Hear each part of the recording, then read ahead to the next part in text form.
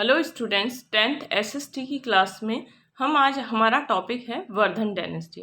हमने previous video में Gupta dynasty के बारे में स्टडी किया था, culture achievements of Gupta dynasty and the society of the Gupta dynasty. हम अपने इस वीडियो में वर्धन डायनेस्टी टॉपिक से रिलेटेड स्टडी करेंगे। हमारा पॉइंट है वर्धन डायनेस्टी। तो वर्धन डायनेस्टी में स्टूडेंट सबसे फर्स्टली हम स्टडी करेंगे कि वर्धन डायनेस्टी को पुष्यभूति डायनेस्टी भी कहते थे। इट मीन्स अगर एग्जाम में आपके पुष्यभूति डायनेस्टी आ जाए तो आपका राइट है आंसर, तो आपको वर्धन डायनेस्टी ही लिखना है। वर्धन डायनेस्टी को पुष्यभूति डायनेस्टी भी कहते थे। This dynasty was begin in the 6th century CE near Thaneshwar and the with Pushyabhuti. Pushyabhuti dynasty, जिसे हम वर्धन डायनेस्टी भी कहते हैं, 6th सेंचुरी में इसका फॉर्मेशन हुआ था। इट मीन्स 6th सेंचुरी में वर्धन डायनेस्टी ने रूल करना स्टार्ट किया था। फिर नेक्स्ट हमारा पॉइंट आ जाता है who was a worshipper of Shiva. Vardhana dynasty के जितने भी रूलर थे वो शिवा को मानने वाले थे। इट मीन्स शिव भगवान के वॉरशिपर थे। फिर 3 kings are born in this dynasty. Vardhan dynasty में 3 प्रोमिनेंट किंग्स हुए थे। सबसे फर्स्टली हमारा प्रभाकर वर्धन, फिर है राज्यवर्धन और फिर है हर्षवर्धन। वर्धन डायनेस्टी का ड्यूरेशन 6th सेंचुरी में माना जाता है, थानेश्वर के आसपास। वर्धन डायनेस्टी को पुष्यभूति डायनेस्टी भी कहा जाता है और वर्धन डायनेस्टी के जितने भी रूलर्स थे वो शिवा के वॉरशिपर थे। वर्धन डायनेस्टी में 3 प्रोमिनेंट रूलर हुए थे, प्रभाकर वर्धन, राज्यवर्धन और हर्षवर्धन। तो आपको इसको नोट्स में इस तरीके से लिखना है। सबसे फर्स्टली 6th सेंचुरी BC लिखना है, फिर एरो बना के वर्धन डायनेस्टी, वर्धन डायनेस्टी के साथ ऑल्सो कॉल्ड पुष्यभूति डायनेस्टी, फिर एरो बना के थानेश्वर। फिर नेक्स्ट हमारा आ जाता है थानेश्वर के बाद में नीचे 3 पॉइंट्स लिखेंगे, वर्धन डायनेस्टी लिखेंगे। वर्धन डायनेस्टी के आगे एरो बना के लिखेंगे प्रभाकर वर्धन, राज्यवर्धन एंड हर्षवर्धन। प्रभाकर वर्धन और राज्यवर्धन वर्धन डायनेस्टी के टाइम में बहुत कम समय में ही उनकी डेथ हो गई थी और हर्षवर्धन 40 ईयर्स तक हर्षवर्धन ने रूल किया था। It mean third ruler of Vardhan dynasty में 40 ईयर्स तक हर्षवर्धन ने रूल किया था। फिर हर्षवर्धन के बारे में स्टूडेंट स्टडी करेंगे।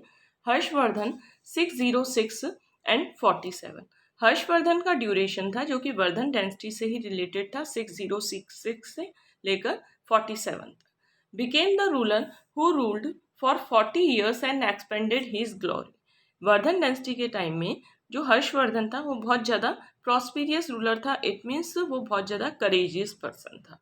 फिर नेक्स्ट हमारा आ जाता है he didn't have any children, so Pushyabhuti dynasty ended along with his ending। Vardhan dynasty के टाइम में जो हर्षवर्धन था उसके कोई भी चिल्ड्रन नहीं था, इसलिए हर्षवर्धन की डेथ के बाद वर्धन डायनेस्टी पूरी तरह से डिस्ट्रॉय हो गई थी, उसका एंड हो गया था।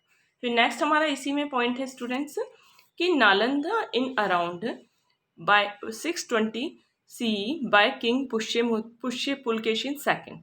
पुलकेशिन सेकंड ने नर्मदा जो रिवर थी उसके आसपास रूल किया था 620 CE में। पुलकेशिन सेकंड ने नर्मदा रिवर के आसपास रूल किया था 620 CE में।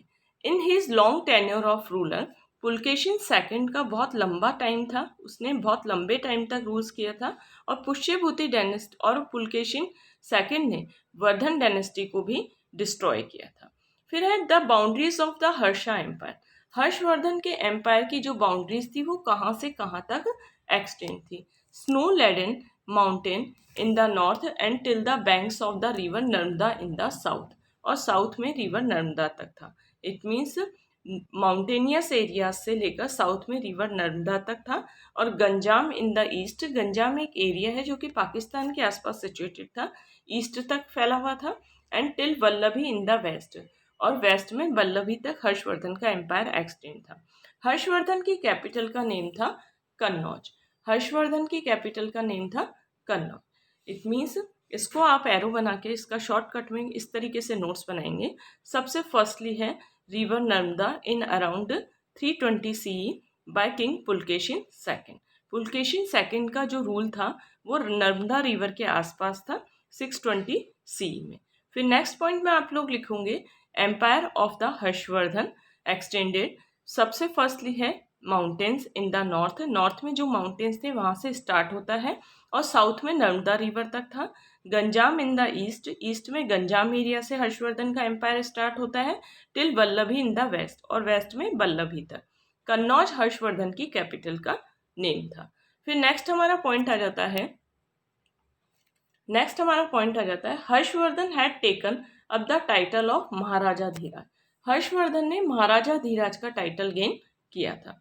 ही was a worshipper of Shiva, Harshavardhana Shiv भगवान का वॉरशिपर था और सन को भी मानता था गॉड की फॉर्म में।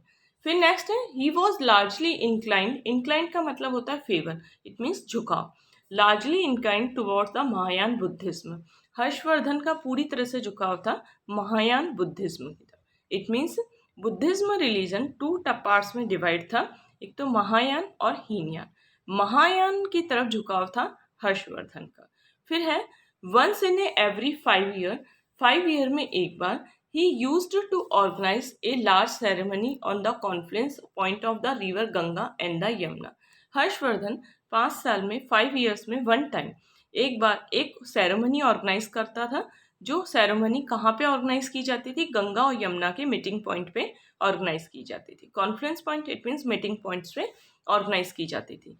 And perform charity and the other works of public welfare. उस सेरेमनी में जो हर्षवर्धन ऑर्गेनाइज करता था गंगा और यमुना के मीटिंग पॉइंट पे, उस सेरेमनी में हर्षवर्धन पुअरेस्ट पर्सन को चैरिटी देता था और पब्लिक वेलफेयर का काम करता था। द चाइनीज ट्रेवलर हिन सांग had also attend the 6th ceremony of this kind. और चाइनीज ट्रेवलर जो हिन सांग था, उसने हर्षवर्धन ने जो ये सेरेमनी ऑर्गेनाइज करता था उसमें से 6th सेरेमनी हर्षवर्धन की अटेंड की थी चाइनीज ट्रेवलर हिन सांग ने।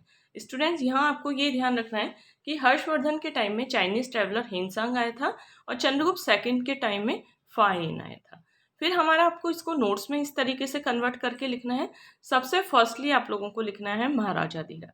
महाराजा धीराज के आगे एरो बना के लिखना है हर्षवर्धन, और हर्षवर्धन के आगे आपको एरो बना के लिखना है वॉरशिपर ऑफ शिवा इन द सन।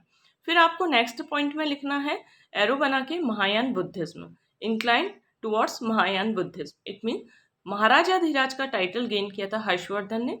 हर्षवर्धन वॉरशिपर था शिवा और सन का था, और हर्षवर्धन का पूरी तरह से झुकाव महायान बुद्धिज्म की तरह था।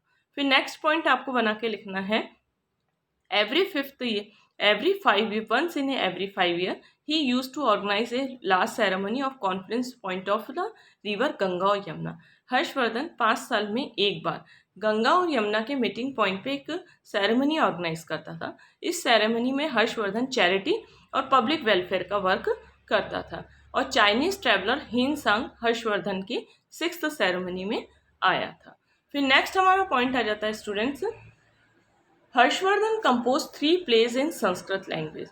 हर्षवर्धन ने 3 प्लेज कंपोज किए थे। 3 प्लेज का नेम है हर्षवर्धन का Harshvardhan compose 3 plays in Sanskrit language. Harshvardhan ने संस्कृत लैंग्वेज में 3 प्ले कंपोज किए थे, नागानंद, रत्नावली और प्रियदर्शिका। तो आप लोगों को इस तरीके से एरो बना के लिखना है स्टूडेंट। सबसे पहले प्ले के नेम लिखने हैं, नालंदा, रत्नावली और प्रियदर्शिका। फिर एरो बना के लिखना है कंपोज्ड बाय हर्षवर्धन, और हर्षवर्धन के बाद एरो बना के लिखना है court poet Banabhatta. It means Harshvardhan के टाइम में कोर्ट पोइट बाणभट्ट आया था। फिर बाणभट्ट के आगे आप लोगों को ये लिखना है कि हर्षवर्धन के टाइम में जो कोर्ट पोइट बाणभट्ट आया था उसने कादम्बरी और हर्षचरित्र लिखी थी। इट मीन हर्षचरित्र और कादम्बरी बुक तो बाणभट्ट ने लिखी थी, और नागानंद, रत्नावली और प्रियदर्शिका हर्षवर्धन के थ्रू लिखी गई थी। फिर नेक्स्ट हमारा पॉइंट आ जाता है कि हर्षवर्धन के टाइम में और भी बहुत सारे स्कॉलर्स थे, जैसे प्रोमिनेंट स्कॉलर हैं Mayur and the Subandhu and the Matanga Divakar और ईशान, और बहुत सारे स्कॉलर थे, और चाइनीज ट्रेवलर हिन सांग भी हर्षवर्धन के टाइम में ही आया था। तो स्टूडेंट्स, हमने अपने इस वीडियो में वर्धन डायनेस्टी, जिसे हम पुष्यभूति डायनेस्टी भी कहते हैं, हमने अपने इस वीडियो में स्टडी किया था। मुझे लग रहा है कि तुम्हें शायद समझ में आ गया होगा, और अगर समझ में आ गया है तो इसको आप लर्न करके नोटबुक में लिख लीजिएगा।